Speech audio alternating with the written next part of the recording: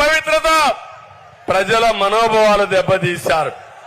ఒకటే హామీ ఇస్తున్నా, కూటమి అధికారంలోకి వస్తానే దేవాలయాలు కూల్చేసిన వాళ్ళని ఎంక్వైరీ చేసి కఠినమైన చర్యలు తీసుకుని దేవాలయాల పవిత్రత కాపాడుతాం.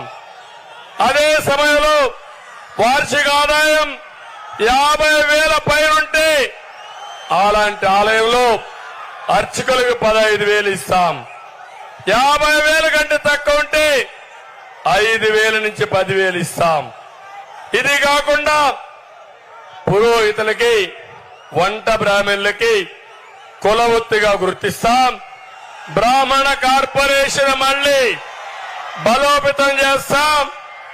బ్రాహ్మణ కోఆపరేటివ్ క్రెడిట్ సొసైటీని బలోపేతం చేస్తాం. నేను ఈ రోజు తిరుపతిలో హామీ ఇస్తున్నా,